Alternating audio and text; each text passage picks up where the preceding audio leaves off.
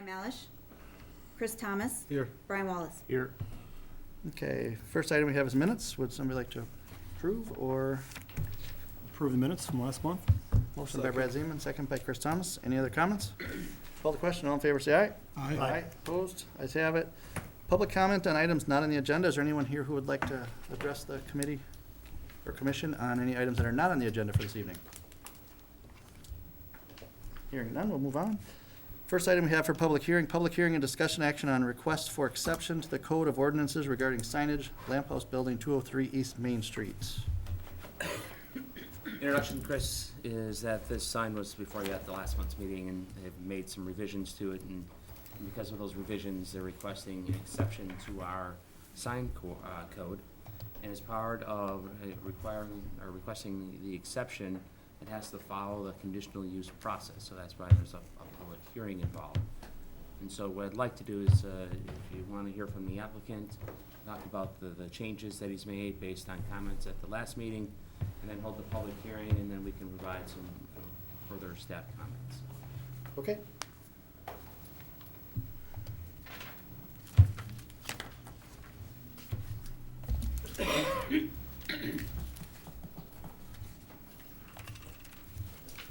All right, hello everyone. We are back. If you can tell everybody who you are. I'm sorry, I'm Dan Yoder with Sign Art Studio, and we're back here. So we took comments, we added some more details.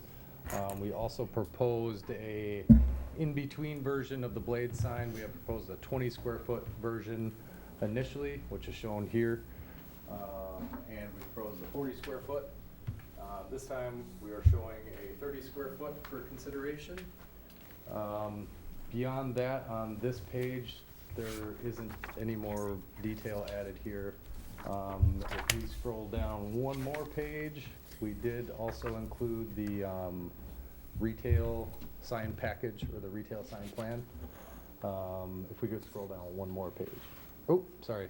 Yes, there we go. So this is the plan that we have proposed. So anywhere the retail tenants have a wall area, they would be required to use this design here, 2'3" tall, and then the lengths are gonna vary kind of depending on the tenant's space. But we would ask that they adhere to the C1D downtown zoning as far as their square footage allotment, and that it not exceed that. So the background that you see here, with the ornamentation on the ends and the wood background, that would be consistent for every retail tenant. And then they would be allowed to do, whatever type of lettering, and logo that they would choose within that area. And those would all be illuminated with downlights that are on the building. Anywhere that tenants have awnings, they'd be allowed to do a screen printed logo or lettering on that awning. And I believe those are also lit with downlights. And again, the logo sizes would be based off of the C1 downtown zoning district square footage allotments. And if we scroll down one more page there, we start to show the locations for all of these. A lot of these are just kind of predetermined by the architecture of the building. And I believe these sign areas are all of the original sign areas that were shown on Hubdy's original proposal. So we haven't really done anything there. Beyond that, the client is adding a dimmer to the big blade sign, regardless of which size is approved this evening. So we will have the ability to kind of tune that and control that. We did also include the specs for the LEDs that we'll be using. I will be honest, a lot of it is some science that I'm not real familiar with, but we know that this is a backlighting. It's not a spot lighting like your uplights, downlights, and accent lighting on a building. So the lumens that it would give off are already going to be far less than your typical street lights or architectural accent lighting. So yeah, that pretty much wraps everything up. Any questions? Public hearing. Okay, so we have one person who'd like to speak for a public hearing. So I'm going to open the public hearing at 6:06. Linda Ashmore, 114 South Street. Hi, I have two things that I would like to see different on what you're doing here. You had 20 square foot, 33 square foot, and 40. Yep. 20 square feet would comply with the ordinance without having an exception. And when I look at when the exceptions are allowed within the ordinances, they refer you to the comprehensive plan and the ordinances, the C1D Central Business District. Page 66 of the comprehensive plan says, limit the size and amount of commercial signage in the downtown historical district. Avoid large projecting signs and roof-mounted signs. Small, personalized, and well-designed projecting signs should be allowed. 20 square feet would be small, and it would be within what's allowed. The scale of signage should be proportional to smaller buildings in the downtown and be consistent with the pedestrian environment. And the 40 square foot one seems too big to me. 33 square feet seems too big to me. Kind of like we have rules, but we don't have rules. So the other issue is that you're measuring in lumens, and the ordinance is in light candles, and I'm like you, I'm not Sure. technical about all this Yeah. stuff. But the conditional use permit approval, which is in the packet, which is approving us even before we have the public hearing, which seems kind of off, is that you have the dimming and that you would make it consistent, but it also said that the lighting is not any brighter than pedestrian crossings. Correct. Pedestrian crossings are meant to be pretty bright. Yep. So I would suggest that when you approve this, which you probably are going to do, that you put in something that's consistent with how we measure in the ordinance, so that it doesn't exceed the amount of illumination that's allowed. Thank you. Thank you. And to be clear, I just didn't finish before you got up, which you were in opposition. I didn't state that, so I just want to make sure to be clear. Yeah, I'm in opposition to a 33 square foot or a Yes. 40 square foot sign, and I think you need to define how brightly illuminated the sign can be. Okay. Was there anyone else then? Thank you. Okay, then I'm going to close the public hearing.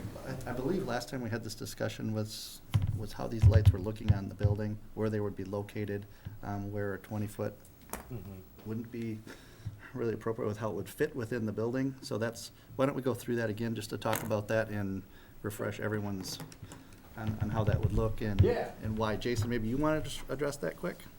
Sure. And I'll just quick go over the recommendations regarding there's a question of placement on the building, and the ordinance as written requires that it be what I would say is too low. It requires that it be closer to the sidewalk and much lower than the overall size of the building.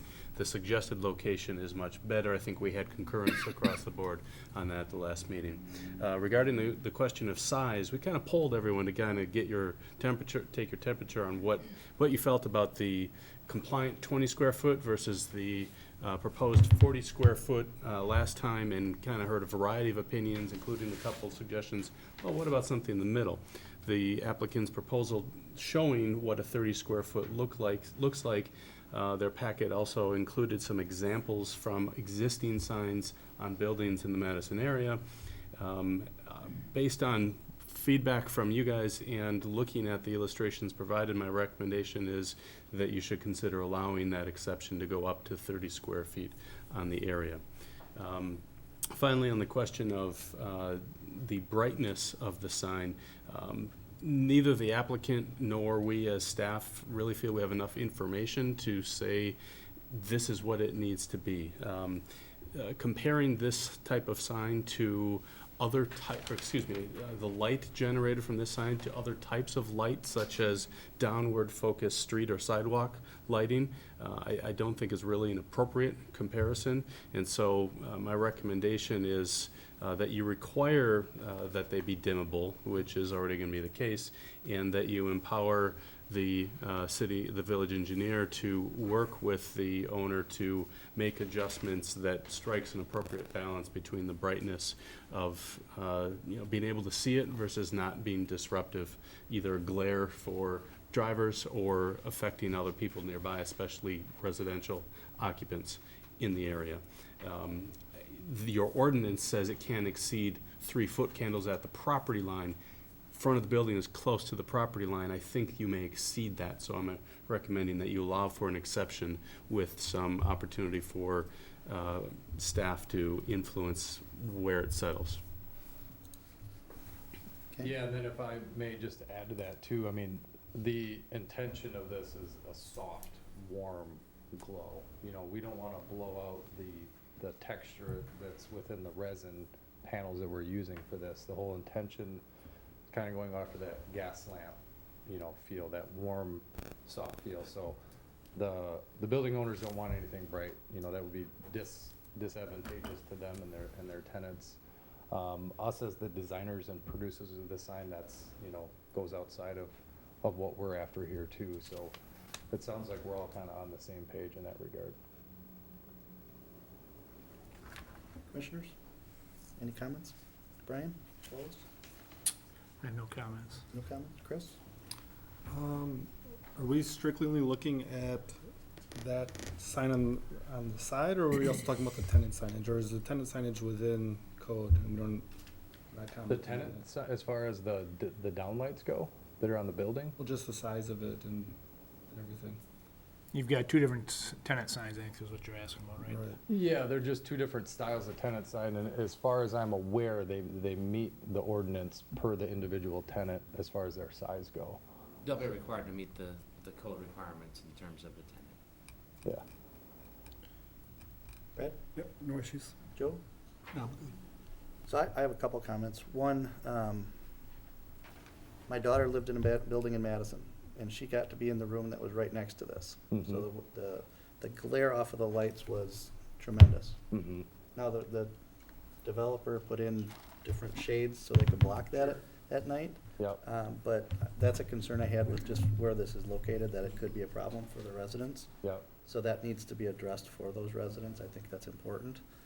And then, because we're doing this, Jason, I'm thinking the dimmer switch. Is this, or Brian, I guess I'm maybe asking you this. If we're putting a dimmer switch in here, wouldn't it make sense for that any new buildings going in that we'd have a dimmer in? And can we put that in as far as what, I think if we want to have dimmers, we're probably going to want to change our code to up. which to- is what I'm getting Yeah. at? I mean, I think you have the ability to impose it now Because they're asking for because exception. of the conditional use permit. Yep. But to the extent that you'd like to see that everywhere, yeah, we can do that. I think it would require a change to the code. The technology of lighting has changed such that this is now much more often an option. Yeah. Yeah, and again, I mean, you know, every illuminated sign around here, fluorescent lights, you know, versus LED lights, it's obviously, it's gonna depend on the manufacturer and the product that you get, how much LED you put in it. But again, this is, you know, we're not doing anything that's outside of an industry standard here. It's gonna be no brighter than, you know, even at full capacity than any illuminated sign you see here in town already. So that's what I could, that I do know. So anyways, I'd like to look at that as a potential for us, for any of our new, especially in our downtown area. We put that provision on the billboard that went up by Stotts implement. I think that's right. Yeah, put a dimmer on that. With that one, I just think that makes sense for us to protect ourselves. I don't want, if anybody's seen Christmas Vacation, I don't want Chevy Chase's house in the downtown, okay, from a sign that's down there. So, just a observation. As far as the going to the 30 from 20 and us exceeding that, you're recommending that to us? I am.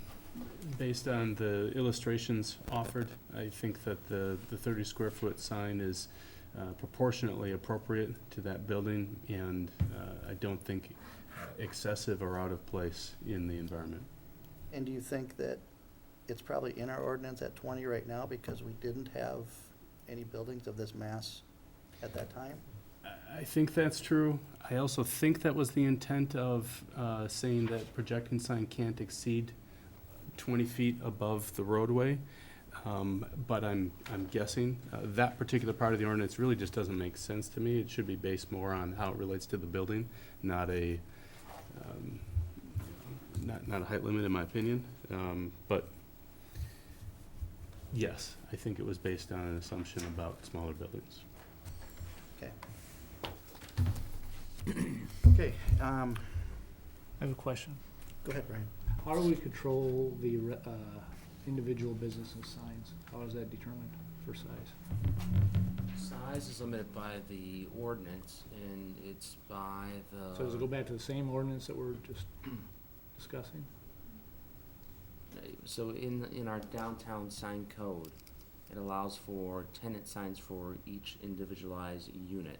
And so depending on the length of that unit is allowed so much square footage of a sign. Based on the building frontage, The is gonna frontage of the determine the tenant, size right. available that they can put up. Okay. Right, so they can have 150 square feet of sign. Some of the other signs proposed for the building count against that. The remaining for the tenant signs is about 121 square feet. I think, by my estimate, there were 6 proposed locations for wall signs, and each one could be about 9 feet wide on average. If you distribute based on the height that's proposed, is how I think that distributes among those 6 sites. Well, I guess that's, yeah, I thought it was per tenant, per frontage. It's per tenant like we did for the Per Hub D. tenant, 150 Yeah. per tenant. So for the Okay. building, we're well under the, I guess what the provisions are for the building itself. And then the tenants, we were going off a per frontage for the tenant. You gotta know. But they're gonna all have pretty small frontages. I mean, their square footage is gonna be pretty limited. Okay. Brian, you got your question? Yeah, I think so, if I understand correctly. So if the code already allows a certain limit, and if they go beyond that, they'll be back here asking about it. Yeah, they're not asking for exceptions in terms of the size for the tenant signs, it's Yep. just for the overall. Okay. And just to be clear, the tenant signs, our code gives the zoning administrator the authority to administratively approve those. So, I mean, there's been a presentation on those tonight, but you're not acting on those tenant signs. As long as they comply with the code, that's not something that comes to the plan commission. It's something that's administratively approved. What is before, I mean, it's okay to have a discussion about it. The action point tonight, though, is the conditional use permit on the location of the sign, the size of the sign, the large sign now we're talking about, and then whether or not it's illumination. Who controls the illumination? Who determines we say Well, it's too I bright? mean, so Do we have control, or do they have control? they're gonna have, they would have control subject to the conditions that you impose within the conditional use permit. And so then if they're not acting in compliance with the conditional use permit, then the village has the ultimate authority. But we don't know what that means right now, based on what both of you have said, how bright this is gonna be. What I wanna know is who has the control of that brightness? Who has their finger on the button? Mm-hmm. Do we have control of it, or do they? That we can tell them that they've gotta turn it down, if it's too bright, per se. What Well, we're recommending is that you're, and you can pick someone else, but as it's written right now, as we're recommending it, you're giving that authority to me so that I can limit the brightness of their building. Certainly, if you don't like it as a plan commission, we can revisit that, as So you have it. He's not gonna physically have his finger on the button, but he's gonna be I overseeing understand, it. I Yeah. understand. What I'm saying is if we direct him to say it's too bright, he has the ability to go and say, it's too bright, That's right. we're You're taking it giving me down. the discretion to make them turn it down. Okay, so we have the control there, I just wanna make sure. Okay. Okay, any other questions, comments? Well, the one thing I see is a lot of the buildings that are putting their stickers and laminates and promoting their business on their windows as well. I know the building across the street that they have now is a big covered window, additional advertising. We had that problem with the auto parts dealership. A lot of these businesses are covering their outdoor exposure out. And I know that's kind of the hand of the village to do that, but I want to make sure that it doesn't get out of control. It is part of our sign ordinance, and we're supposed to kind of police that as well. Okay. Anything else? Otherwise, I'd look for a motion. Well, we need to ahead. get a little bit more, so if you look at pages 7 and 8 of your packet, the first question, so there's 3 different exceptions to our code that they're requesting. The one that seems the most straightforward and is this, when you look at the conditional use permit in section 2, there's subsections A, B, and C. The one that seems to be the most clear is B, the location of the sign. And so what I think Jason has recommended and what the document said is the applicant is allowed to install a sign that would be located approximately 18 to 33 feet above the mean center line street grade pursuant to the plan submitted to the village by the applicant. And I guess that one seems to be, everyone seems to be in agreement on that. And if I'm wrong, please let me know. Above that is the size of the sign. And so we've had it, my understanding is we've had it submitted at 20 feet, 20 square feet, 30 square feet, and 40 square feet. I think Jason's memorandum, and I think village staff is recommending 30 square feet, so a compromise. If that's where the plan commission is at, we would need to make that clear as part of the motion so that we could modify the conditional use permit to insert the 30 square feet. And so maybe it would be, I mean, there's a third component of this, but Chris, do you want to talk about that, the size right now, before I move on to the illumination? Sure. So how, I mean, there was a lot of discussion about the size of the sign at the last plan commission meeting. That's one of the reasons why we left it blank. If you wanted it 20 square feet, it can get pulled out because it's in compliance with the code. If it's going to be greater than 20, then the issue for you is, do you want it at 30 or do you want it at 40? Because either 30 or 40 would require the conditional use permit.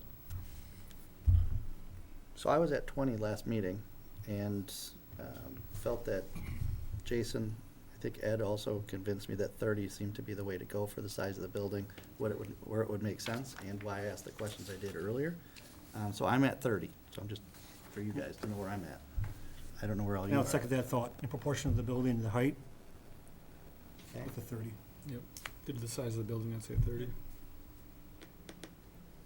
Yes? Yeah, I think that the 2 points, the height as that exceeds or is outside the conditional use is acceptable, and the 30 square foot sign is acceptable. Joe, you good? Yep, 30. Okay, Okay, so the last issue is the one that we've been talking about the most tonight, and is the illumination issue. And so what the code says, and I'm gonna say something, and then Jason's gonna correct me if I'm wrong. So what our code says for brightness limitation, in no instance shall lighting intensity of any illuminated sign exceed 3-foot candles at the front lot line and 1-foot candle at all other lot lines, measured 3 feet above the surface of the ground. My understanding is because of the location of the building as it relates to the lot line, this section may be difficult to measure because the building is so close to the lot line. So if you go to pages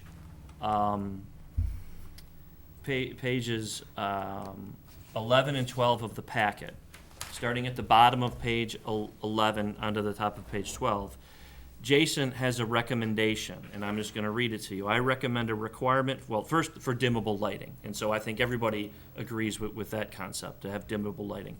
And then the next is a special exception to allow brightness of more than 3-foot candles at the property land, subject to the approval of the village engineer after installation to achieve reasonable visibility for the sign without excessive illumination that affects other properties or distracts drivers on the street. And I think that, Chris, gets at the issue that we were talking about before and the issue you raised of who's going to have control.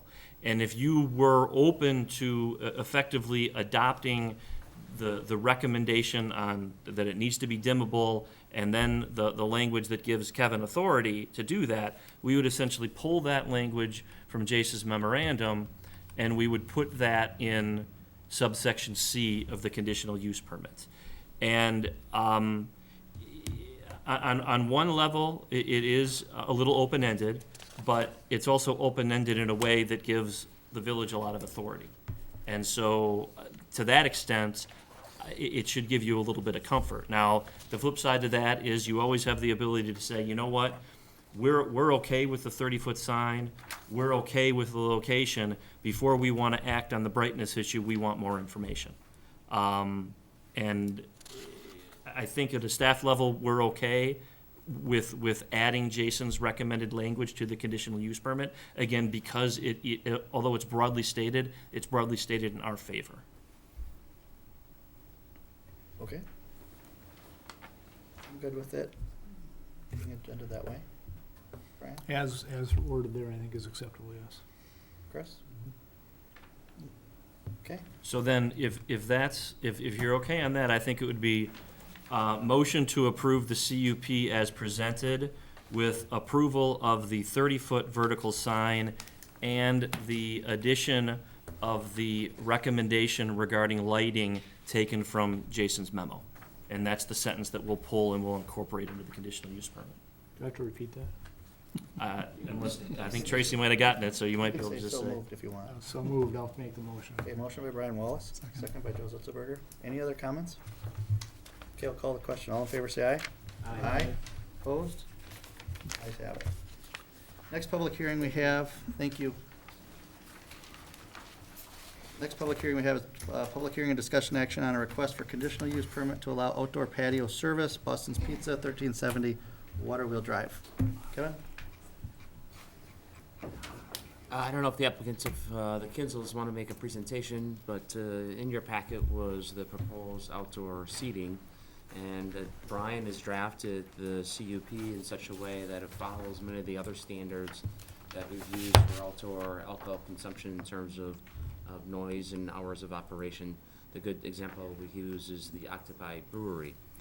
The only, really the outstanding, there's a couple of technical outstanding issues regarding to a fence and a retaining wall, which I'm comfortable having you conditionally approve those.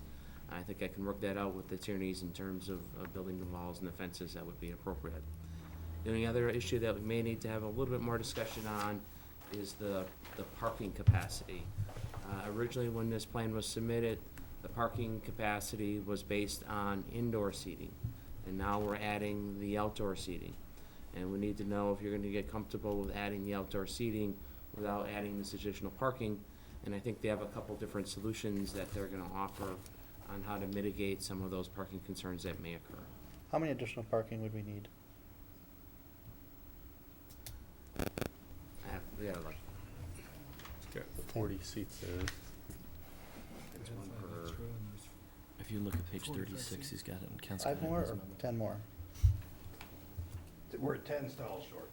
10 stalls Yeah, short. the plan is to have. page 45 36.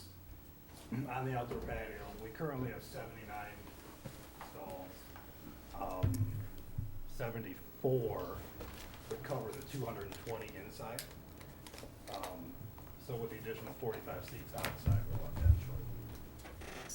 Okay. Okay, so, go ahead. Sure. Well, the idea is, we feel comfortable about the parking for a couple reasons. First of all, we anticipate a lot of walkers and bikers, so we are gonna have bike racks outside of the restaurant. Obviously, when the patio is open, the weather's gonna be nice.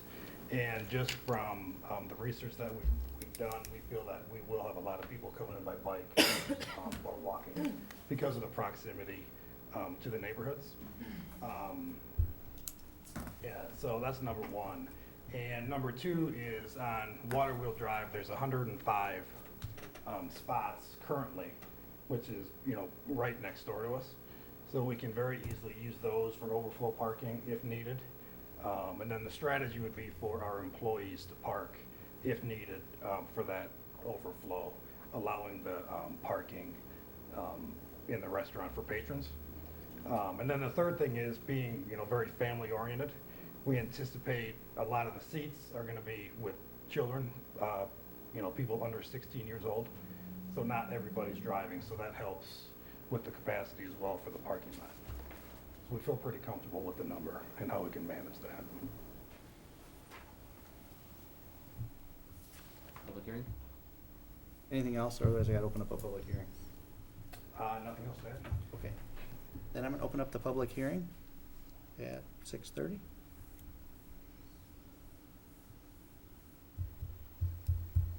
Seems like about 2 minutes, everybody, okay?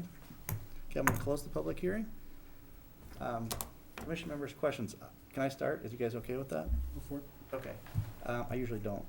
So my concern with what you just raised was that the parking with the water wheel, that you have that additional parking there? Sure. Right now, what's planned is a C-store out front of you.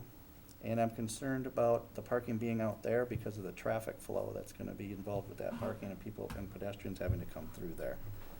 Maybe you can share with me, or our developer can share with me, what the plan would be, is the sidewalk to the, how do we keep the people out of that area I just don't want us to have a problem there.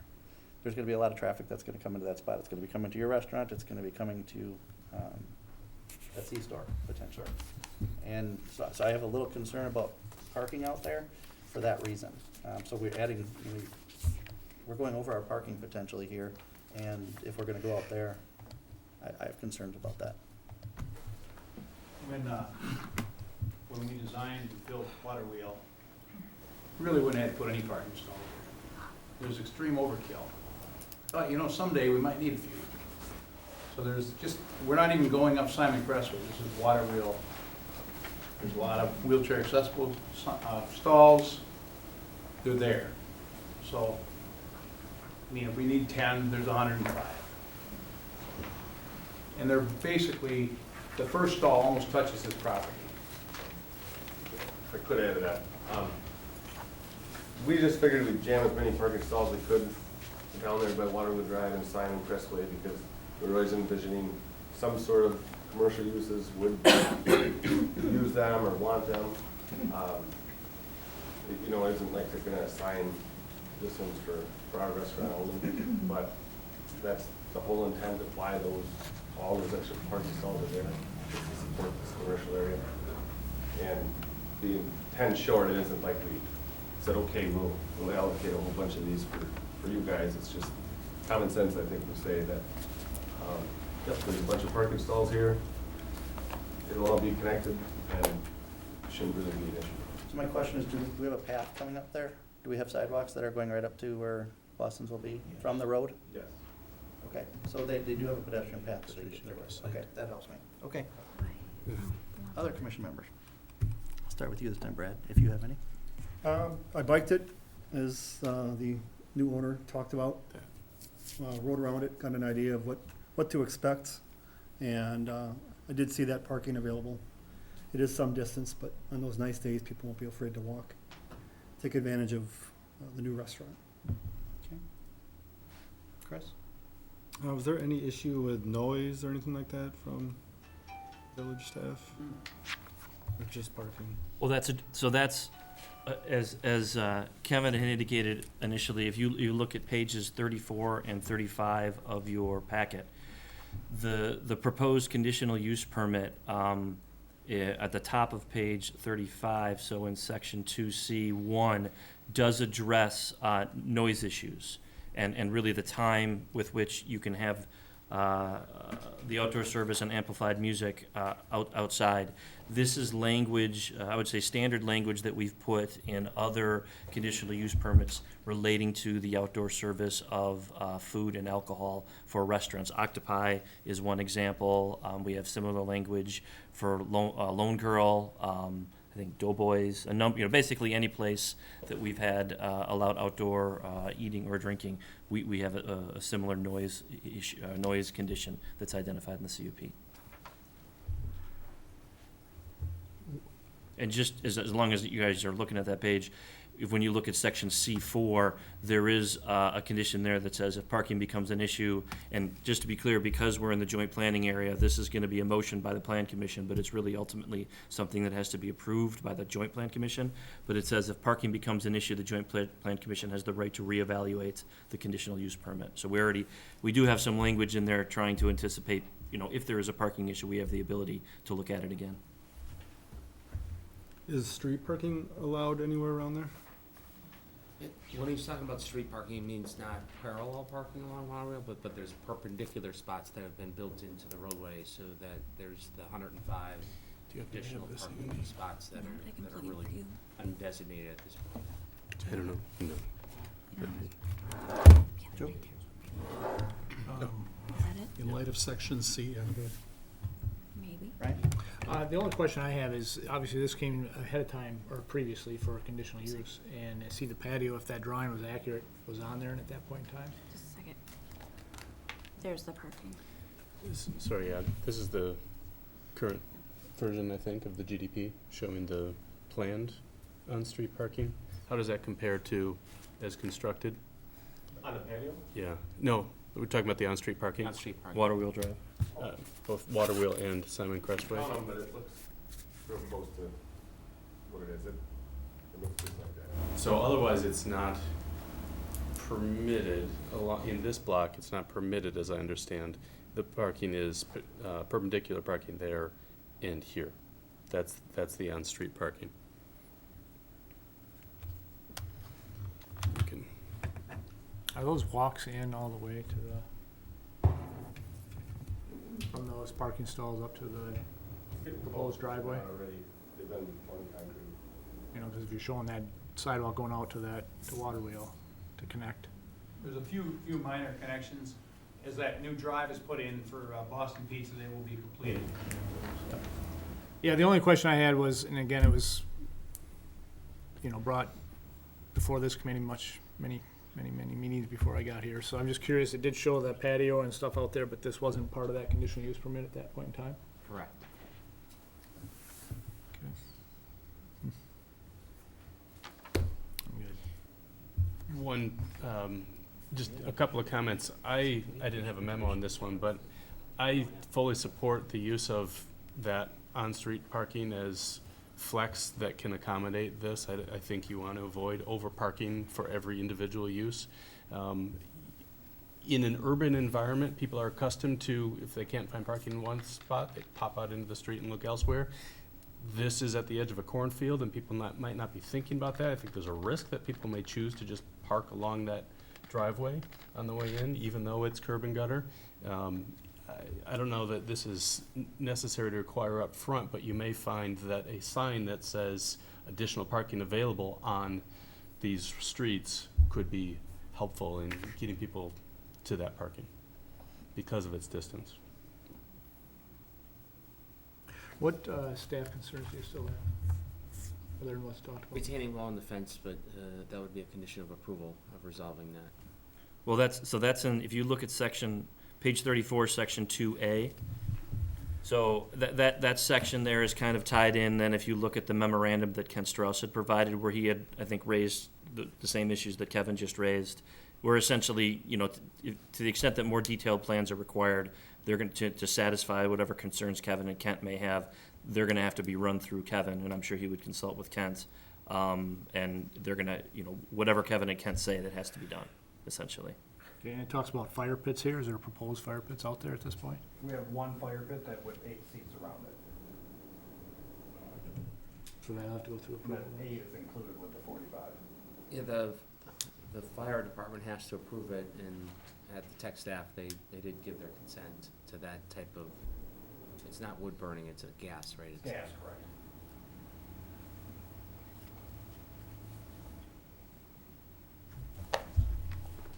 I was in that tech staff meeting, so I know that that was the case, so I can confirm that. Those are all my concerns, and everything's been adequately answered as far as I'm concerned. We had a lot of these same concerns when Lone Girl was going up. See how that's now in operation, so. Okay. Our motion? Motion to recommend approval of the conditional use permit as presented to the Joint Plan Commission. So moved. Motion by Joe Zitzelberger, Second. second by Brad Zeman. Any other comments? Okay, I'll call the question. All in favor, say aye. Aye. Opposed? Ayes have it. Thank you. Thank you all very much. What's the opening? September 30th. September 30th, okay. Monday night football that night. Chris, sorry to interrupt, but we're wondering if we could change the order. Brian has to leave at 7:15. And there's a couple items I'd like him here for. Okay, what do you want to change? Let's go to number 3, and then 3, and then number 6. Okay, so then we'll go to under new business. We'll start with number 3, discuss and take action on proposed signage plan, Festival Foods, corner of Woodland Drive and County Highway Q. Who's presenting? Yeah, is there somebody here from Festival presenting? Okay. Sure.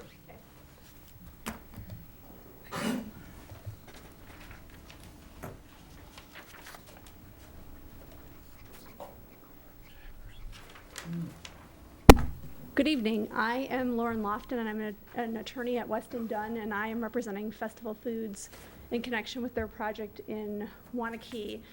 We are here tonight for approval of our signage plan, which is consistent with the signage that you all have seen before, at least twice, and maybe 3 times. So what we have is we have some building signage. You've got the festival sign, the sort of billboard banner sign, which is approximately 126 square feet. And then you also have the wine, spirits, and beer sign, which is above the separate entrance to the liquor store. And that sign is 22.7 square feet. So our total building square footage is less than the 150 square feet that's allowable. And then we also have our sign on the retaining wall. There you go. And the retaining wall sign is a sign that we've been talking about for some time. Under the village code, monument signs are not permitted, and neither are pylon signs. But this is actually an architectural feature for the development, also serves a function, right? It's a retaining wall. And so what we're showing there is a 41.2, I think. Yep, 41.2 square foot sign that's within the 100 square feet that's allowable under code. So for the total project, we're showing less than 200 square feet of signage, right? It's a really big project, but we went and kept the signage as limited as we could given the site. And we think the signage is different than what we typically do at our other stores, consistent with the redesign of the store that we did to be unique to Waunakee. So we didn't get the signage approved at the same time we got our overall SIP approval, and so we're back tonight to get that approval. Staff is fully supportive of all the signage on the building. We do take exception to the retaining wall signage. And I will start by saying that it doesn't appear to even be a retaining wall. It looks like a wall with a sign on it. If you had a retaining wall, you'd have a drop-off.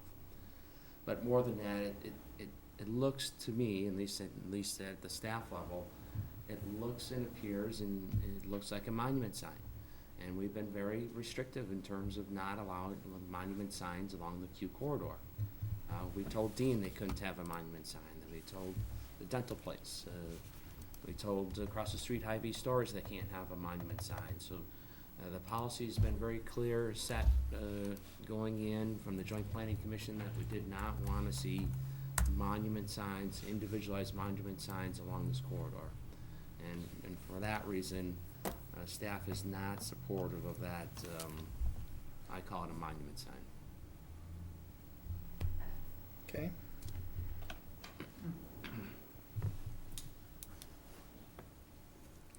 Thank you, Commissioners. Questions or comments? Can I add something? Go ahead, sure. I would just say that, you know, how you decide this issue, I mean, I agree with everything that Kevin said.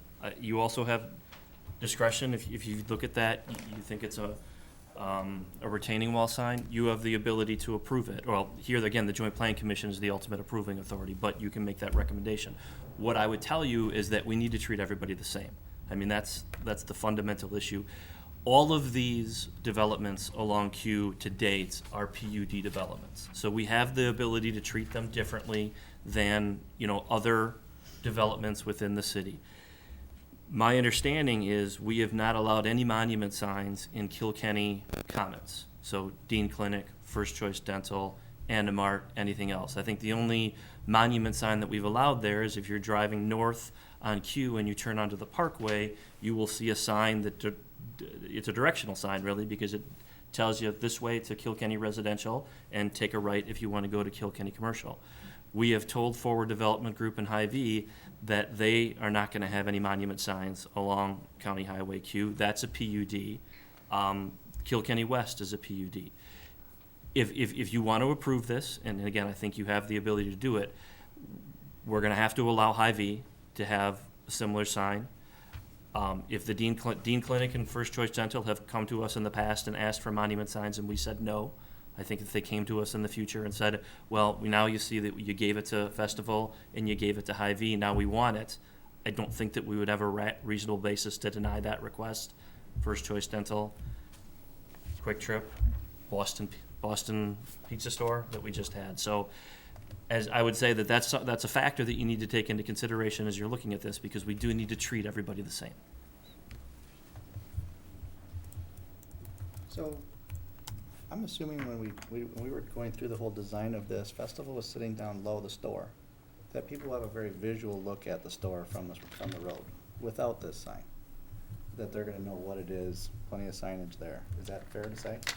I mean, I'm not a signage expert, so I can't opine as to that. I mean, I know you're correct. We did spend a lot of time talking about it. And I think one of the reasons they were okay with reduced building signage, right, because we are not requesting a CUP for that, was because that we were under the impression that this sign would be acceptable. Okay, and when you were under the impression, what is it that gave you the impression that it was gonna be acceptable? We had a conversation about what the code allowed and whether or not this would be acceptable to the village if we did it like this.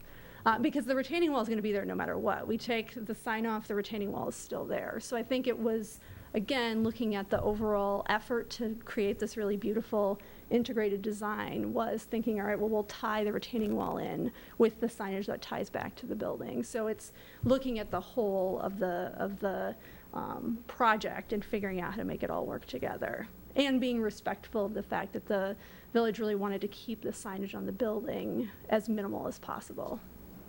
Okay, so I'm getting two different stories there then, is what I'm hearing. You're saying it's not a retaining wall. She's saying it is a retaining wall. Are we, that the wall's gonna be there either way? What's the drop off the retaining wall? So that's why I'm asking for Yeah, you guys to help us with this. I'm trying to because understand it myself. You're the engineer. I don't follow where the drop off would be behind the retaining wall. So if I can shed a little light on this. This is the sign right here. This area is the 960-foot elevation, and then you go 961, 962, 963. This is basically the high point of the site with a little bit of a mound behind the sign. But I would concur with staff that this is not a retaining wall, it's a freestanding wall at the high point of the site. So, I mean, I don't think it looks bad as designed, but it's not a retaining wall. Okay.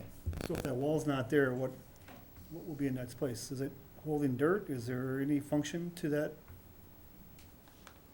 I mean, if the sign's not there? I guess that's the question for them. What would be the purpose of the wall if the sign wasn't on it?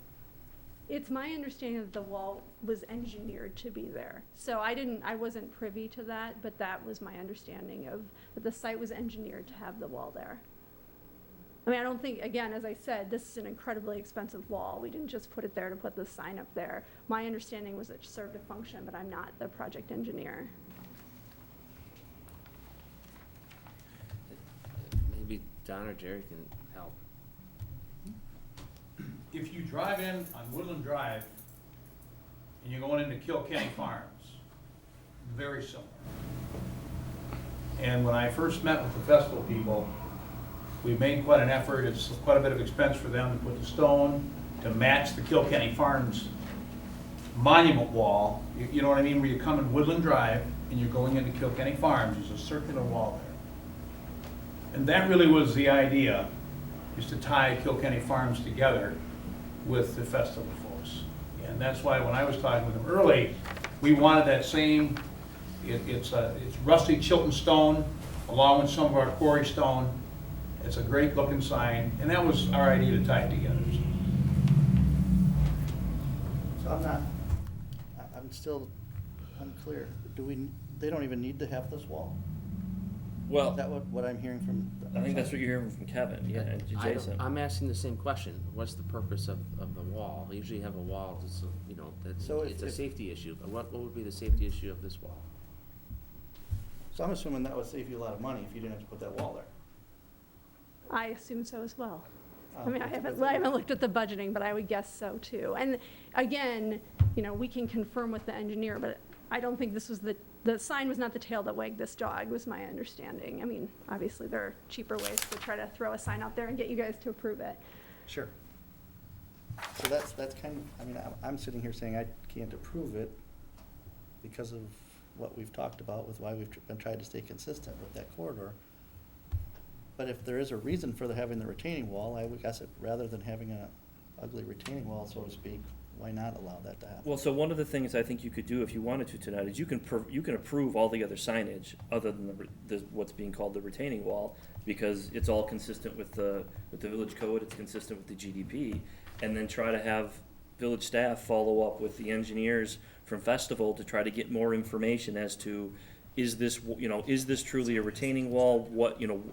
How does it become a retaining wall? Is it really necessary? And then if they're able to provide that information to the extent, and then this sign that you're looking at right now can come back to you, because, that would be, I mean, I'll be honest with you, I mean, I think if it is a retaining wall, Hy-Vee's gonna figure out a way to have a retaining wall on their property too, but that is a distinction. If you're able to justify that it is in fact a retaining wall, and a sign that's part of a retaining wall, then, and it's not a monument sign, then you don't necessarily have to, then you have a reasonable basis to say we don't have to allow retaining walls up and down County Highway Q, but it sounds to me like we need more information to be able to determine whether this is in fact a retaining wall. Okay. Commissioners? Can we go back to the elevations or whatever we had up there? Or the Oh, the grading? grading, yeah. Do you have that?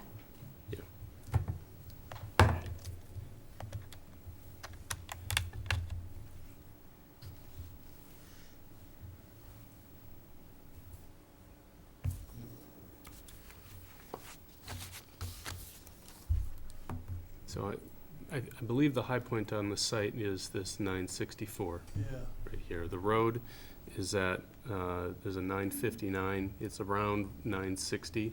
Yep. The parking lot is down at 949. So they're regrading the site to balance it out, to level it out for the parking lot and the building, taking down this area to do that.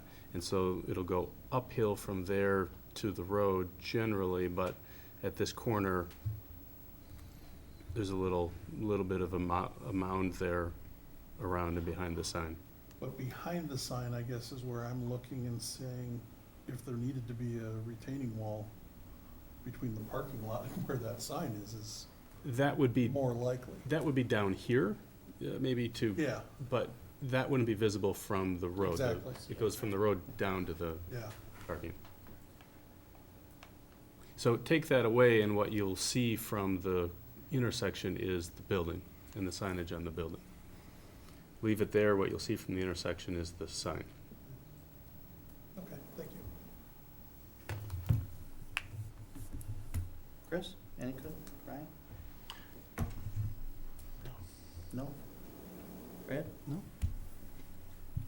Okay, so we can approve all the rest of the signage and, So, I mean, the recommended motion in your packet on page 63, I think still applies, although I would add to that, it sounds to me like when it comes to the retaining wall, you're not outright just denying it at this point, you want more information. correct? You want to be able to determine, how do we distinguish this as being a sign on a retaining wall versus a standard monument sign? And that's something that village staff can work with Festival on to see if we can figure out, what conversations have taken place before tonight that suggested to Festival that it was a retaining wall, and what in the arguments that they've made. But it doesn't prohibit you from approving all the other signage at this point. And so with that kind of clarification, I think, and again, this is something where you're making a recommendation, motion to recommend approval of the building signage except for the retaining wall sign to the Joint Plan Commission. So it's a recommendation, but we can still work on that other issue while still giving the applicant approval of all the other signage on the building. Question I have, and I don't know that it can get answered, but looking at that grading plan, so it looks like that somebody had mentioned about balancing the site, so they've built that up.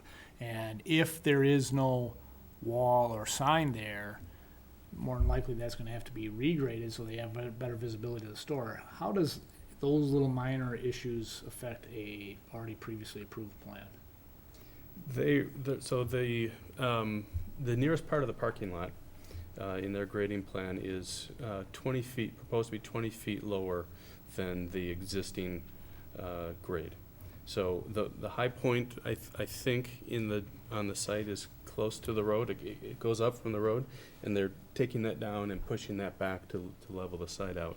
And so when they've done that, it's sloping down from the road. Yeah, it's down 15 feet from the roadway, or 12 feet from 10, the roadway, and yeah, then 10. add another 6 feet or 4 feet on top of that little mound.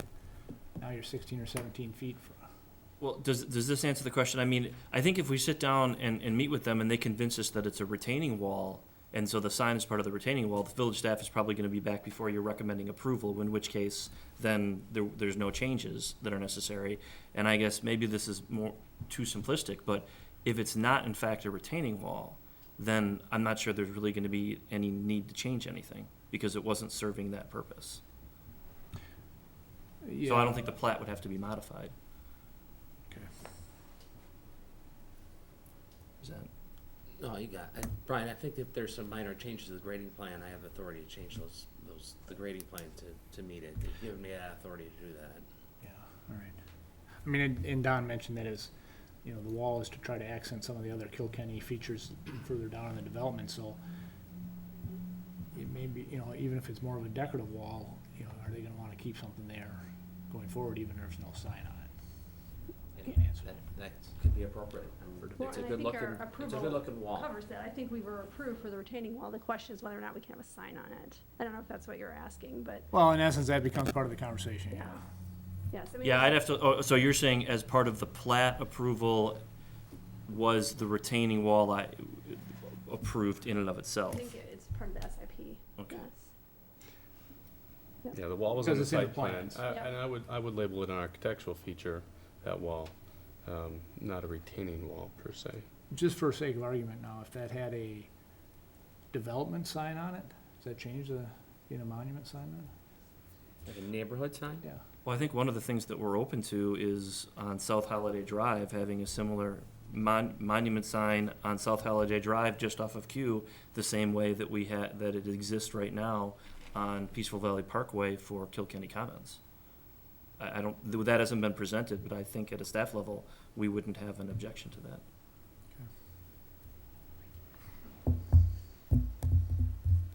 Any other comments? I mean, are you okay with where we're at with this? I mean, I think if what we're saying is you're gonna go ahead and approve the building signage and then we'll do further review of the retaining wall, I think we will follow suit with that. That's fine. Okay, perfect. Okay, so, do you want to read the motion? Sorry. Did you? Motion to approve the building sign except for the retaining walls. Okay, do we have that motion? I'll make the motion. Motion by Brian Wallace, Second. second by Brad Zeman. Any other comments? This is a recommended motion to the. To the Joint Plan Commission, yeah. Joint plan. And I will say that I think your building signage looks great, I think it Top does of it. too. Thank so. you. All right, I'll call the question. All in favor, say aye. Aye. Aye. Opposed? Ayes have it. Thank you. Thank you. You go to number 6, Chris? Number 6, discussion recommendation on first draft proposed changes to the village zoning code of ordinance related to signs. So what we're hoping to get from you is some feedback, and then we would, when you look at your packet, starting on page 84 and then going through a number of other pages, basically what we did was we took the existing sign ordinance that we have in our code and we redlined it.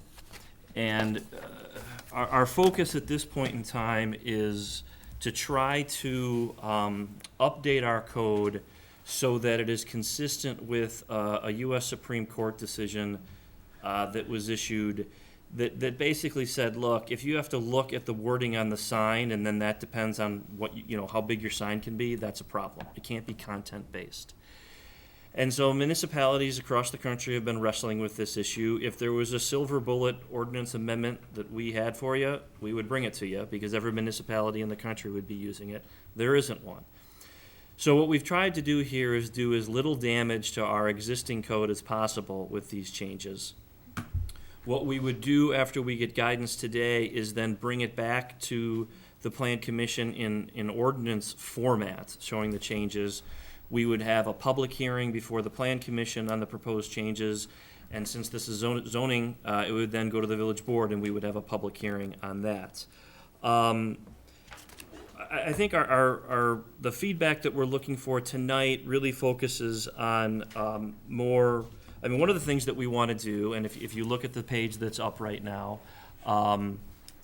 we've added to this language, can you, or actually it's on the previous page, can you scroll to the previous page, Tracy? One of the things that we want to do is make sure that our code is consistent with election laws in the state of Wisconsin.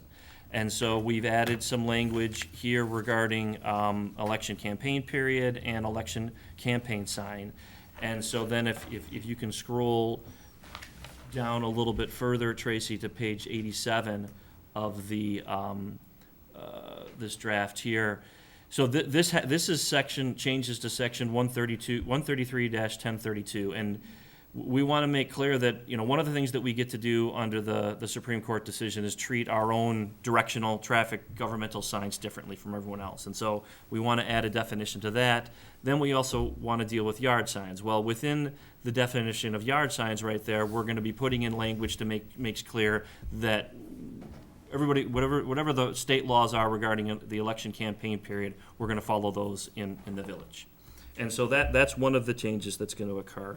And then another one is, well, and this is where we really want feedback, I think, on two primary issues. One, how many yard signs do we want to allow in residential zoning districts? Because if you look at our code and it has how we deal with like commercial, I think we're pretty consistent with what the U.S. Supreme Court allows. It's where you get into residential issues, you know, what can you put, the signs you can put in the front yard, and we definitely want to make sure that we're consistent with state statutes related to campaigns. When we talk about yard signs, some information we want to get back from you is how many yard signs do you want to allow, and what do you want to allow yard signs for? Certainly, you allow yard signs for campaign issues, you know, election issues, and the code's going to be updated to reflect that. We certainly want to allow yard signs when someone is leasing or selling property.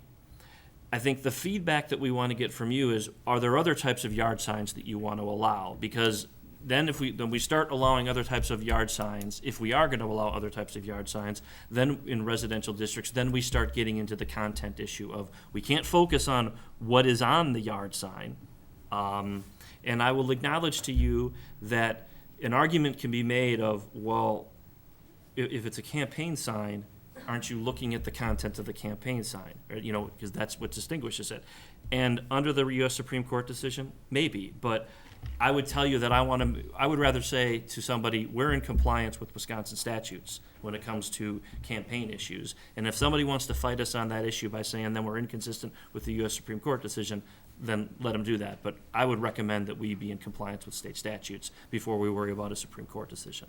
But those are kind of the three changes that we're looking to make at this time. Make sure that we're in compliance with state statutes on campaign issues. Then we want to get feedback from you on what type of yard signs do you want to allow if it goes beyond just campaign and, you know, sale or lease of property, and how many signs do you want to allow?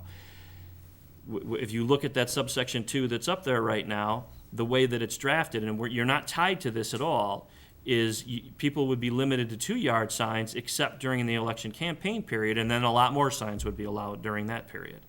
Are you okay with that? Do you know, I guess I can't say it anymore. I mean, what type of signs do you want to allow? And Does it put like a timeline as far as how long the sign can be up? Because the reason I ask is we're just getting out of graduation season and everybody has graduation parties up or graduation signs up because their party's in back or whatever. And so at what line does that become a sign or a yard sign or not? Well, that's it. So when it comes to elections, there is an election campaign period that is defined within the state statutes. So we do have a time period, and that's built in to the new definitions that we've added, and also to this subparagraph 2 for yard signs. To the extent that we want to have, there have been some communities, if you Google this, that have contemplated this concept of a qualifying event. So your qualifying event is you want to sell your house. So you get to have that yard sign up there until your house is sold. And you might be able to do that, although Jason, I know did some look, I don't want to speak for Jason, but, one of the, when you go back and look at that Supreme Court decision, one of the things that they're a little bit critical of is this concept of a qualifying event. Now, that wasn't one of the reasons why that sign in that case got found to be unconstitutional, but it does create a little bit of a concern of, do we really want to adopt a definition that was somewhat criticized in this overriding U.S. Supreme Court decision? And if you guys want to allow many different yard signs, then we might have to look into that. If the thought process from the Plan Commission is, look, we think that there's only two signs that people really need to have in their yard: campaign signs, and if you're selling your property, well, the sale or lease of the property in and of itself kind of establishes the time period that people can have it up. How does the Waunakee garage sales, do those signs count? Would not be allowed, or could allow two How a year about when round. they have children that are in high school and they have football or baseball sign, do those signs count? They would.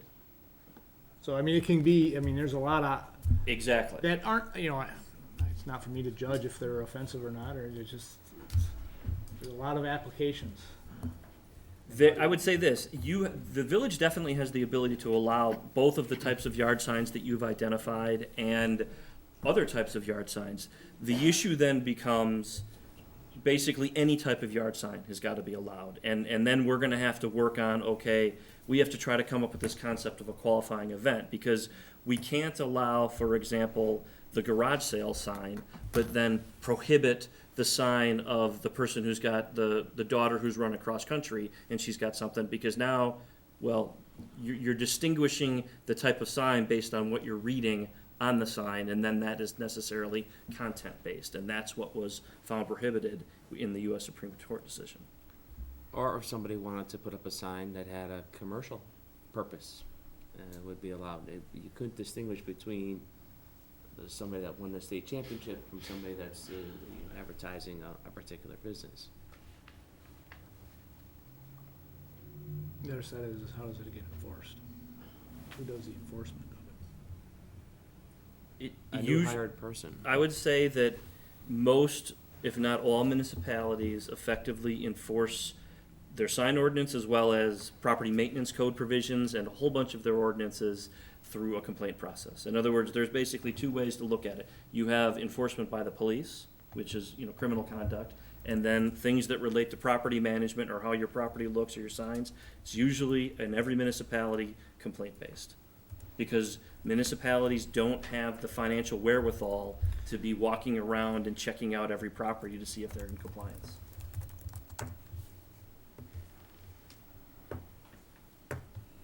I'm of the opinion of we limit the number. I think you brought up two. You could say we support the police, we support our firemen, we support our troops. You could go through on a whole list of signs that are not going to more than likely be offensive. But you also brought up, well, maybe Subway's got a bunch of people they know in town, and also we have Subway signs up in everybody's yard. How do we? Well, I think you can distinguish between commercial and non-commercial. I'm not against Subway. Don't take it that way, anybody, please. I'm looking at their sign out there. That's why I can see it. Well, so here, it's gonna take me 30 seconds. So this is a Supreme Court decision that had multiple different opinions. So it wasn't, you had the judge who issued the majority opinion, and then there was at least 3 concurring opinions. So one of the concurring opinions identified the different types of sign regulations you can have. Regulating the size, regulating the location, make sure you're not in a vision triangle. Distinction between freestanding signs and those that are attached to buildings, lighted or unlighted signs, signs with fixed messages versus electronic, changing. And so I'm telling you, a lot of our code is already in compliance with these provisions. When you look at the document that's attached to your packet, there aren't a whole lot of changes. Placing signs on private versus public property. Placement of signs on commercial versus residential property, distinctions between on-premises or off-premises signs, total number of signs allowed, rules imposing time restrictions on signs advertising a one-time event. That's really where you're getting at, I'm selling garage sales, for example, or selling your land, or selling your property. There are ways to distinguish it. We get to have our own signs on our own property and within the road right of way. So I think one of the reasons why we're looking for guidance on number of signs and, you know, the types of signs is depending on which direction you want to go, that's necessarily going to impact the changes that we need to make to this document as we come back. If you're going to have not really allow hardly any yard signs, then it'll be fewer changes. If you want to allow the yard signs that you've seen in the past in the village, and you all have given some examples, we're probably going to have to try to come up with some type of definition that relates to time and doesn't relate to content as to when they can be placed on the property. With the one exception of, we're going to follow the state statutes when it comes to campaign signs. Are they, you say, when you talk about state statutes, it says here 2, is that their limit? Or they? Well, that's built into the second phrase of sub 2 is really building in the references to state statutes, because we're going to be working, you know, the election campaign period is something in and of itself within, well, I can just read it to you. But it says 2 per parcel there during election campaign period. Well, no, but then there's an exception where, so the election campaign period is, and this is going to be dry language, but it's the period beginning on the first day for circulation of nomination papers by candidates, or the first day on which candidates would circulate nomination papers were papers to be required, and ending on the day of the election. So the period of time with which you can have campaign signs on property is going to be based on that definition. Yeah, I missed the except. Oh, okay. I was looking at all the blue, I forgot the Yeah, except. okay. Here's a comment, and we didn't talk about this before, we're just coming to, sitting here, is, we could put a time limit on these yard signs, and so that, as an example, I don't know if it's a good example or not, but you can have the 2 yard signs not to exceed 10 calendar days in a year. So that would allow you to put up a graduation sign, or your son or daughter is going to the state championship, you could put up the yard sign. It would, certainly it's gonna be nearly impossible to enforce, but it would be then clear that if somebody's trying to abuse it and always leaving a sign up, excessively, it would get caught on pretty quickly that somebody's just, obviously blatantly just ignoring the sign ordinances. And that's the same regulation we have for retail banner signs as well, isn't it? 10 days, you use it, is it twice a year for 10 days? That's the sale signs, yes, there's some limits on sale signs. I know we discussed this a couple of years ago, going over this ordinance, so. I had a question on page 89 in our packet. Red line, it was B8, political signs not exceeding 11 square feet, in area not having electrical, mechanical, or audio components during the election. That was redlined, is that a statute, or what's?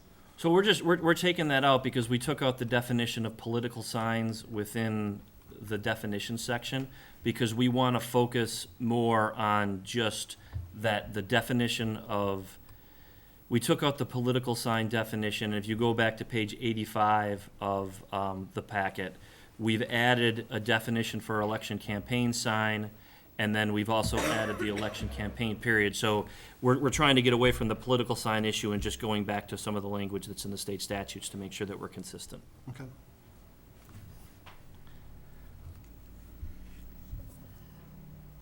There's no win on this one. For any of it, no matter what we do, there's not gonna be a win. There's gonna be people that are not gonna be in favor of this, there's gonna be people that are in favor of this. And for us to arbitrarily pick a number, or, I mean, we have very little input from the public on this right now. We're setting a policy that nobody else is really setting either. Well, I guess the feedback, I don't want to hold you, we're looking for feedback right now. I think that it's definitely reasonable. It would be reasonable for someone to say, I'm going to give you feedback right now, but I also want to see the actual changes. And there are going to be public hearings. And so it's I'm giving you my feedback right now, subject to change, because I do want to hear from the public on this. I mean, and I guess that's one of the, when we first started down this process, we were actually thinking about making some additional changes to the sign ordinance. And I would tell you that my opinion is, try to make these changes right now to bring yourself as much in compliance with what the state statutes are on the campaign rules, and then with the U.S. Supreme Court decisions. I do think, I mean, we've had a lot of discussions about signs at the Plan Commission over the last 2 years, maybe more. When you look at some of our ordinances, they are really old. I mean, some of them date back into the late 90s. I think that the village needs to contemplate, you know, a serious reevaluation of its entire sign code, not just because of this opinion, but because, you know, maybe the rules that we adopted back in the late 90s might not apply now as we're heading to the 2020s. But that's something that's, first of all, the village board's going to have to chime in on that because there's going to be a certain cost associated with that. And so we felt, let's try to limit it at this point just to these issues, because it's something that we feel like we need to do. Although I do agree with what Chris said. I think even after the public hearing process and when the village board ultimately adopts this, you're going to have some people that are going to be unhappy with no matter what the decision is. And as the village attorney, I can't sit here and promise you that the changes that we're going to make absolutely guarantee that compliance. I think we're going to be able to guarantee compliance with the state statutes as it applies to the campaign signs. But there's no municipality, even the municipalities that have updated their codes at this point to try to comply with this U.S. Supreme Court decision, there's no way that their attorney could sit there and tell them, oh yeah, you're good now in case there's a claim, because this is a bear of an issue. Okay, so you're looking for direction from us. I think we're looking for direction on, do you want to try to limit the number? I mean, Kevin, I think, had a good idea, potentially, is you figure out some type of compromise of, you're going to be able to have yard signs for a certain number of days. So that means how many days, and you could have, if it's 21 days, you could have 3 yard signs for 7 days a year, or you could have 1 yard sign for 21 days. I mean, in what ways do you want to limit yard signs? Or is it, you know what, we don't care. I mean, the garage sales, those are fine. If somebody wants to have a yard sign on their property the entire year saying that their child is on cross country, that doesn't bother you. I mean, that's the type of feedback that we're looking for, I think. Well, I think we need to lay some groundwork for the few people that would abuse it. We talk about how hard it is for us to enforce it. You know, we're not gonna bring our law enforcement out to talk to neighbors about their signs, but it would go down to Kevin and his team to enforce that. There's a lot of pressure on our staff and takes a lot of time and energy out of it, but I think we need to lay down the groundwork saying, this is really the regulations and this is the rules. If we see people abusing it, we can point them to that situation. And will we ever have a sign police? No, that will never happen, nor could we ever afford it. But I think it's important to lay some groundwork for those that abuse it. Okay. Joe? I'm in favor of the time period Kevin was referring to. A time period? I think that's a reasonable compromise. Does it matter how many signs? I think there was kind of a discussion seeming almost like points, you know, number of days, 7 signs for 3 days, 3 signs for 7 days, you know, whatever it might be. I think we can leave that flexibility there. Okay. Chris? I just want to be clear, is this saying you can't have a sign that says something like slow down, children present, or is it saying you can't have more than 2 at a time? Right now, for right now, you would be able to have that, Slow down for kids, you could have 2 of them up, the way it's currently drafted. for the entire year, For if the you wanted entire to. year. If we talked about what Brad and Joe just mentioned, or with the time frame, you could put those signs up for X amount of days per year.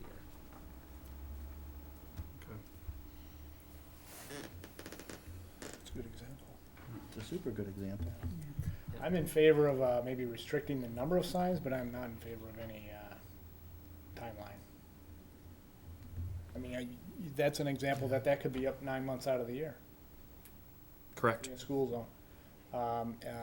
We talked about athletic signs. There might be, I mean, I can name a handful of families that have 2 kids playing football and they'll both play baseball. That's 4 signs for 6 months. So how do you start to restrict some of those things which? I think one option is that we can maintain focus on a maximum area and also a maximum number, and not worry so much about the timing. If you're someone who likes signs, you may keep your signs out. If you then want to add signs during an election period, you may have to take some signs away to stay within the maximum area. But we don't have to look at the content of the signs to know how much signage is out there. What's interesting is a lot of this conversation has gone on to yard signs, but I mean, there's much bigger issues. We talked about one earlier that has more of an impact potentially on, the overall village. But also on the yard signs, content, you talked about content. So, if that's being addressed here more adequately is critical. Well, it's being addressed to the extent that we're trying to take it out. And I mean, I think you guys have all raised good examples of what most people would consider to be, it's not a problem if they have a yard sign in there, even if it's 4 months.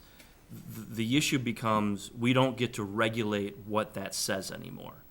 And so, and that might not be a problem. I mean, you can go many different directions on this, and one of the directions is with the way Kevin identified it, which some people said, and the other is kind of the way that Jason was talking about, of like, maybe we're just gonna regulate the number of signs, but you can have, and I'm just giving an example, you can have 4 yard signs on your property the entire year if you want to. But we've been put in a bit of a bind from the standpoint of we can't look at what it says on the sign when, on the example that we're talking about right now, on the yard sign issue. And I'll be honest with you, it gets further complicated when you get into the campaign issue, because let's be honest, you got to look at the sign to see if it's a campaign sign. And so you got a state statute that says one thing, and you got a U.S. Supreme Court decision that arguably says something different. And again, I would tell you, let's satisfy the state statutes. And if somebody wants to challenge us and say that we're not in compliance with the U.S. Supreme Court decision because we're in compliance with the state statutes, that's a situation where it's like, who are you going to appease at this point? And I think the easy answer is let's be able to say that we're in compliance with the state statutes as opposed to the Supreme Court decision. So I don't think we're gonna give you any direction with this. We've got- on what we said, but what I would ask is, this ruling came down how long ago? A couple of years ago, Okay, so I'm assuming some other municipals have looked at this, we have And- looked at that. and they all probably have some different opinions and different options. Those really haven't been presented to all the different options that are out there. We're talking about a couple different changes, but who has something that is working that we know? I don't think we can answer that question. We So that brings me to what my point was. We really, if nobody else has been able to come up with this in 3 years. Now, what's your definition of working? It hasn't yet lost at the Supreme Court. well, but you There's circuit court findings that are some that support Reed, some that go against Reed in certain minutia of the decision. Okay, so you're just opening it up even wider for me, just from a, how do we get guidance from above? Is where we're, and I don't mean Praying? that above. I'm talking be about careful our levels of government above us, because they're within the Supreme Court, they're making rulings that are contradictory to us, and how do we? There are examples from other jurisdictions, and they're all different. And it's not as easy as just doing that, because that's like all right, chuck your ordinance and take that ordinance. They're like different structures entirely. So within our structure then, does anybody else have anything that's similar that we could consider? That's what I'm asking. All right. I mean, we're trying to reinvent the wheel, as far as I'm concerned with this right now.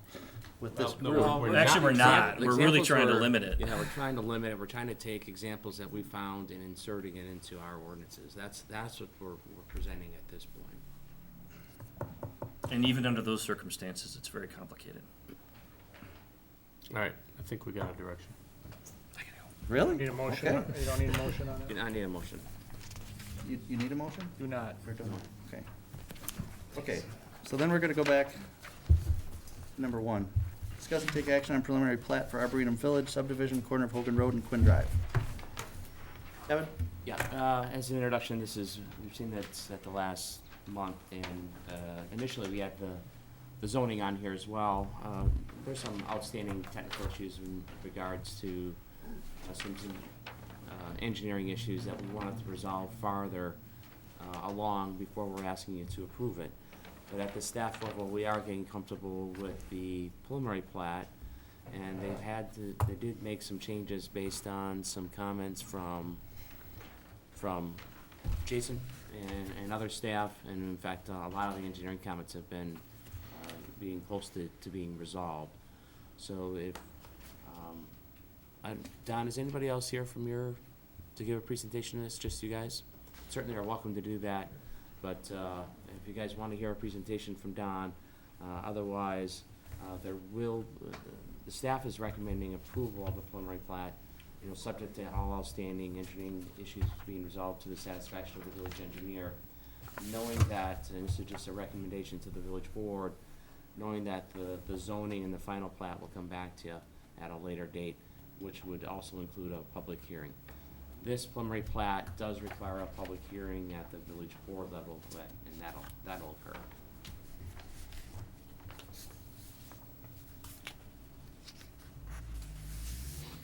Do you guys want to make a presentation of any sort? Sure. Kevin, did you get an email I emailed you? Few changes? Mine's not working, so. Yeah. The Arboretum Village, it's primarily single family. The area in the upper corner right here that's kind of tan or yellowish, Mustard. that's right next to the land we donated for the skate park, hockey building, and that would be set as condominiums. And then also the area right here, coming up on Quinn Drive, those would be condominium duplexes. And other than that, the rest is single family. And we worked the things out. Jason had some good comments. For instance, these lots here are backed up to the industrial park, and we've got some areas for landscaping, buffers, and a fence. We worked that out. And other than that, it's a beautiful piece of property.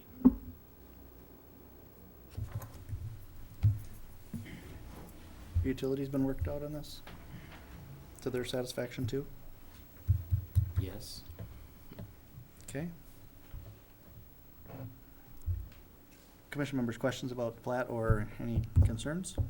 We had a lengthy conversation last time about garden sheds or outlot buildings from that. Is that still part of the equation? That'll be part of the zoning, so that is not part of this, but it will be in a later documents. Though I think the easement along that property line does reference that in some way. What's the width of this street here? Ballwig Lane. Right up here, it's minimum 32 feet.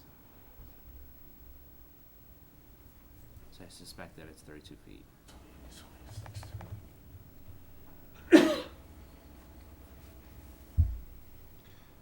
Any discussion about the number of driveway entrances on Quinn Drive, especially with the duplex condos?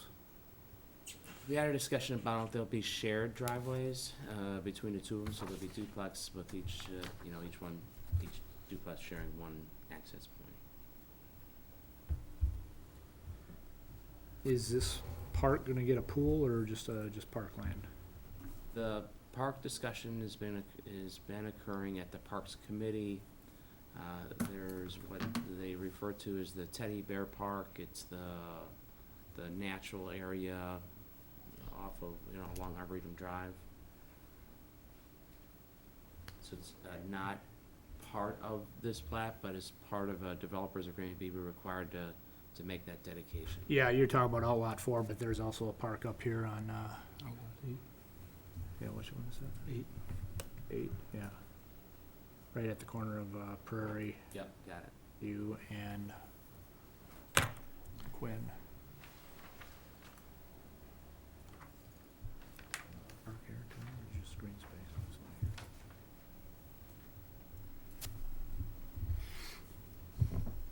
I would just like to add, we're scheduled to go to the Waunakee Park Committee, and we've been working with park staff There is, in the central part, we always like to put a beautiful park with some equipment right in the center area. And the other thing we're working with the staff in the Teddy Bear Park is if you're walking along Arboretum Drive, you would actually go through a beautiful trail system in that wooded area, and you would come out, and it would give a circular walk. In other words, if you're going along Hogan Road, you could take that loop through there. If you're coming up Twin Drive, these are trails that we built a lot of them, the village has built some of them.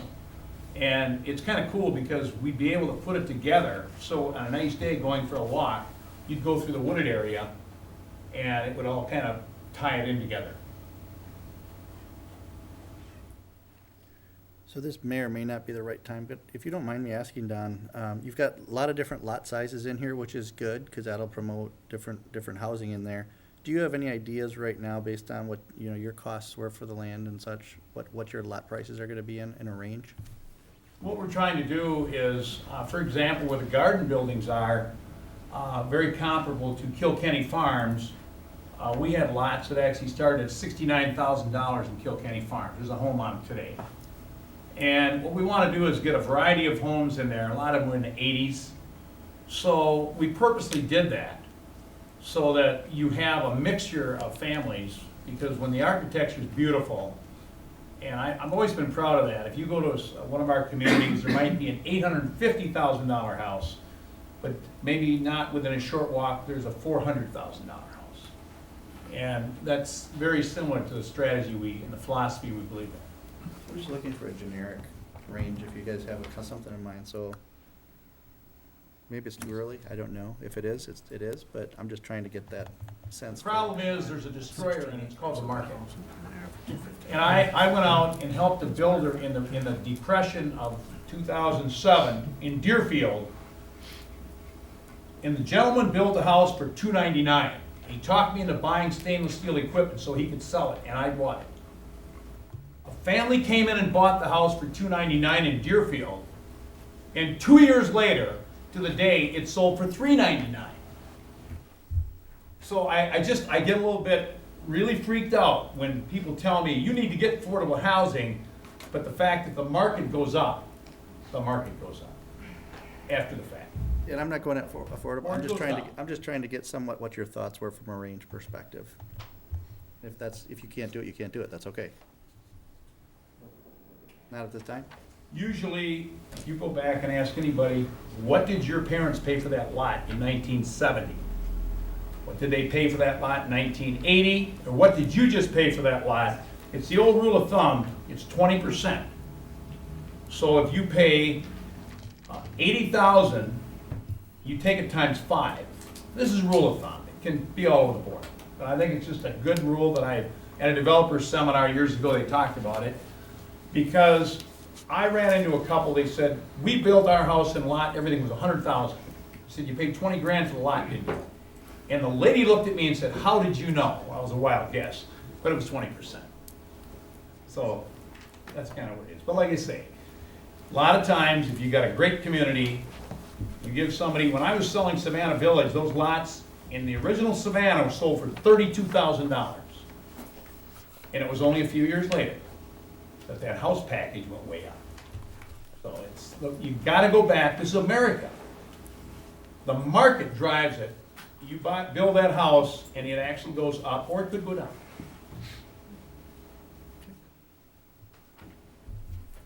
I didn't need that much, but we're good.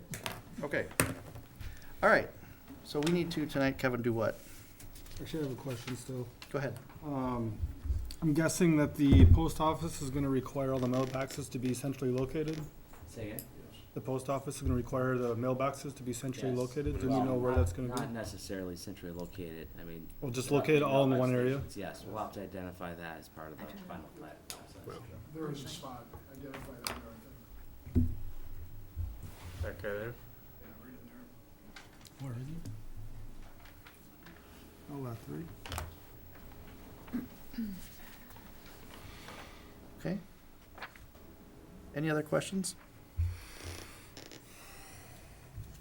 If those mailboxes are going there, do we need to deal with some sort of parking as well, or that's not anything we have to look at this point? You know, we've been deferring on these mailbox stations till we come up with a standard, so if we can get by with just having, 8 to 12 on, I think, we probably don't need parking. Yeah, But if we do as a full subdivision, well, then we're gonna have to accommodate some parking. sure, So I don't think, we haven't gotten to that level of detail yet. okay.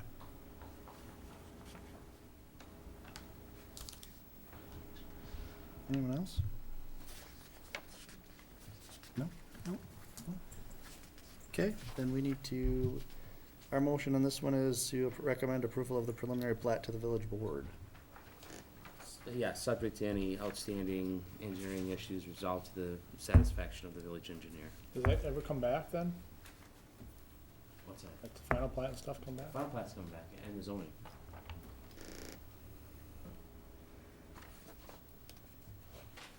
So do we have that motion? Make that motion. Motion by Chris Thomas. Do we have a second? Second. Brad Zeman. Any other comments? Call the question, all in favor, say aye. Aye. Opposed? Hey, Brian, did you say nay? I did say. Okay, so it was 4-1. Okay. Okay. Back to number 2, discuss and take action on site plan and draft CSM, Quality Machining Inc., 1001 Unique Drive. Kevin, are you So, gonna? anybody here to present? Got 4 of us here. 2. Want to start? I'll start.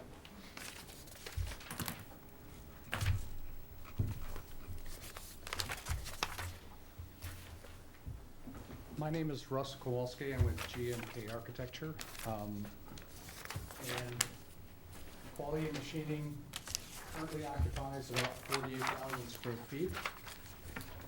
And they would wish to expand to an additional 14,000 square feet. It's all automated machining. There's a small accessory office use at the existing front of the building. The proposed addition is at the opposite end. It's 50 by 280.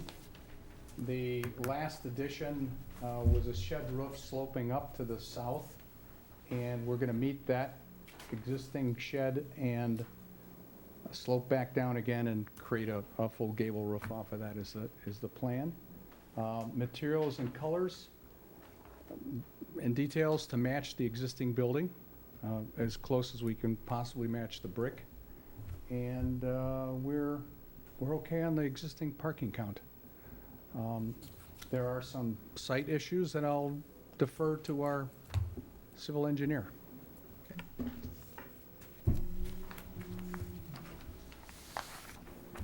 Hi, I'm Chris Hodges with Quam Engineering. Can we go to do we have all the sheets here, this metal, or? Let's see here. Which one are you looking Oh, for? I'm just looking, maybe the site plan, or maybe the existing site plan first?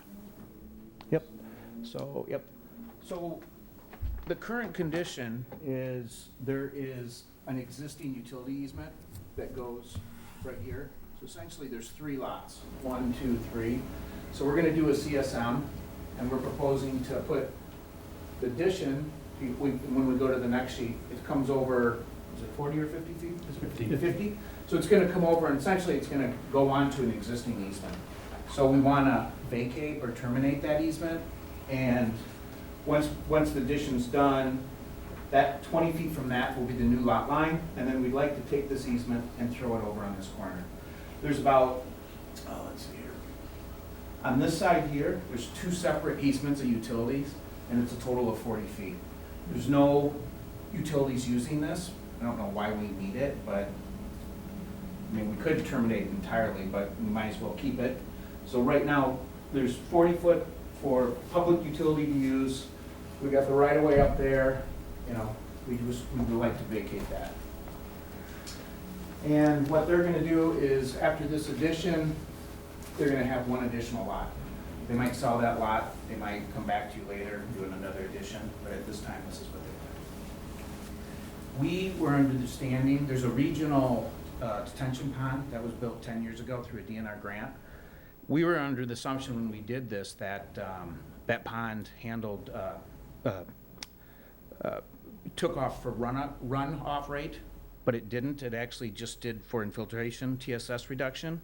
So at this point, we went and did soil tests, and we found the soils wasn't conducive for infiltration, so the site was exempt, but we just found out a couple days ago that we're gonna have to do a small dry retention pond. And we plan on putting this little pond right there, so we'd like just approval. If you wanna go to the next screen, I can kinda show you the improvements. We're hoping to just get it, you guys to get the general concept, and then we'd work with your engineer to make sure that we met his requirements, so there's no increased runoff rate. So this is kind of what's gonna be final. We're just putting on the simple addition. This will be the new lot line. Before it was over here. That easement was centered on that lot line. Now we just moved it over in that corner. That's all this is. I don't know if anyone has questions. Chris, just a few comments. We have verified that they meet the parking requirements based on the usage of the building. Waunakee Utilities wants to continue to work with them on where the easements are gonna go on the property because of the building going over the existing lot lines.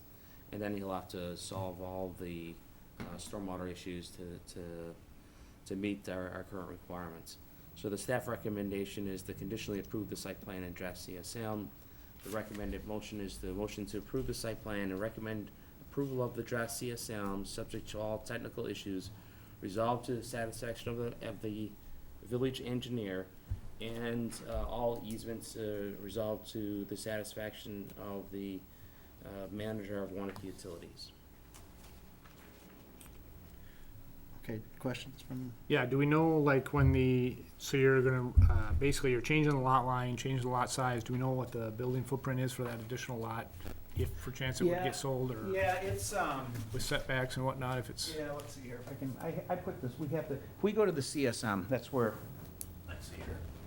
I have that on the packet. It's gonna be a total of 1.7 acres, okay, and it's gonna have a frontage of just shy of 185 feet. after, After it's divided. So this is the new lot. This will be 185 feet this way. with the easement as part of that hundred The and eighty-five? easement will be, we want to put it on the far side.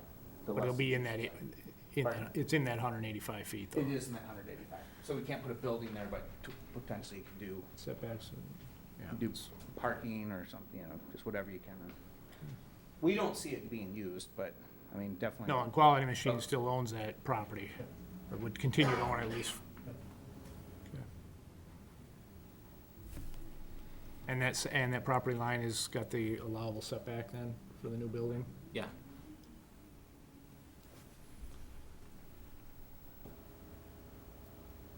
Chris? Guys, over here? Brad? No questions. Okay. And has utilities looked at this already? No, I had email exchanges with Tim today and said he should call and work it out, and I said I'd make it a condition of approval, so if they can't work it out with him, they'll be back. Got it. Okay. I'll make motion based on the recommended motion. Okay, motion by Brian Wallace. Second? Second. Second by Brad Zeman. Okay, other comments? Okay, call the question. All in favor, say aye. Aye. Aye. Opposed? Ayes have it. Thanks, guys. Good work. Thank you. 4, is that right? We're up to Main and Madison Street. Discuss and take action on proposed signage for Madison and Main Street property.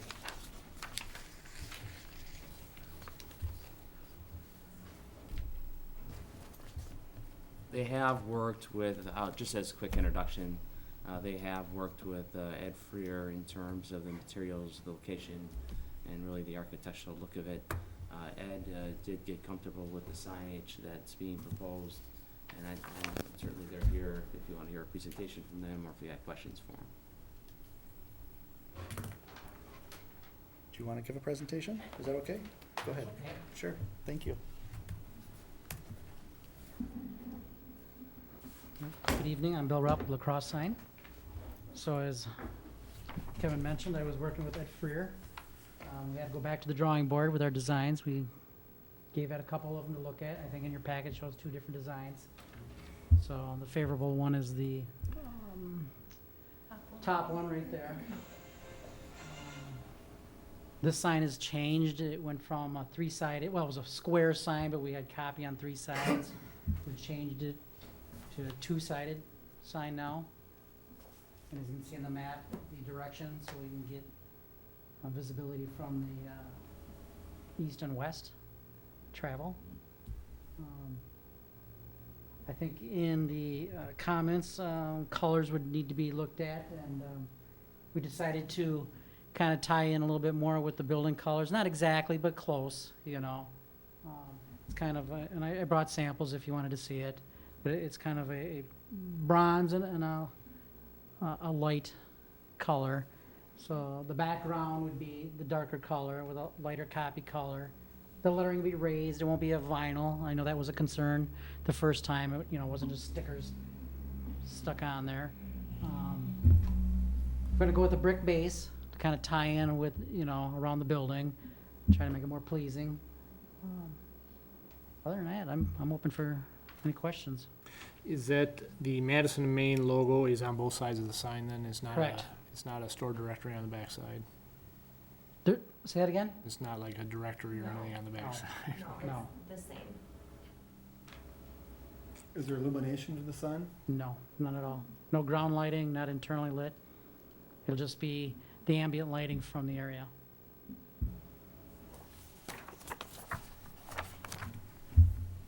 I'm a lot happier with the way it looks compared to the initial. That's my comments about it. Others, Kevin, do you have any issues with it? I mean, No, the staff recommends approval as recommended by Ed and as his preference. And is his preference the first page here, the one we're looking at on top there? It is ours too, the top one. Ed wanted to see a couple different looks, and the bottom one was kind of, with the curved top, was to kind of go with the architecture of the building. You know, there's some curves to it, but, you know, he wanted to see a couple drawings, so we kind of. And show then him. is it fair to say that we're not pursuing a sign down by like a business sign that was shown on the previous request? correct. Correct. Just the marquee? I still would like to see you put in some directional parking sign, and I can give you an example. We're trying to standardize the parking, the public parking, so that at least it would direct people the right way, that here's your building, this is where you should be parking. But otherwise, just the marquee, okay. Motion to approve. Motion by Brad Zeman. Second. Second by Joe Zutzelberger. Any other comments? Call the question. All in favor, say aye. Aye. Opposed? Ayes have it. Thank you. Thank you. And I apologize for not being here last time. I was on a mission trip with Waunakee High School in Guatemala, so I couldn't be here. So for that, I'm truly sorry, because I really wanted to be here. Thank you for going to Guatemala and helping the high school students. You had a Okay. good time? We had some houses. 3 houses we built for 3 homeless families. Sweet. My son got to enjoy that. He loved moving dirt. So that's what he told me. So, Kevin, can I give you my Very card good.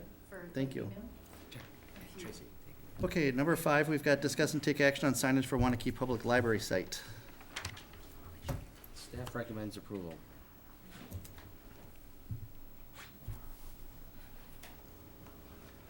I don't think there's anybody here for it. So with this setbacks, corner, I mean, everything's in line with it? In metal Yeah, there's the, Is it a stone sign? I believe the base is already there. yeah, the base is in. Metal codes. So the top part's not, the bottom part is. Well, the top part is not, okay. I don't believe it's there yet. No, just the base is in.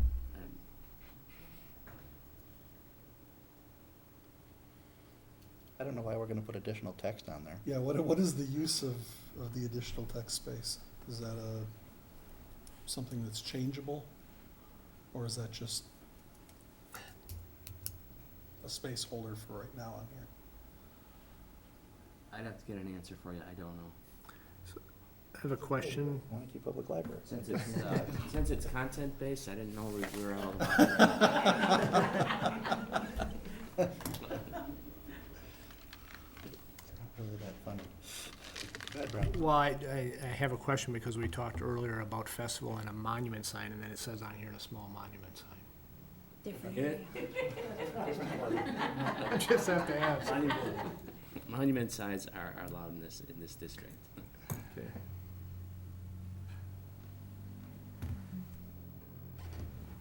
So I think that's my only question, was the additional text part. Is that just they don't know what they want to put, or? I don't know the answer.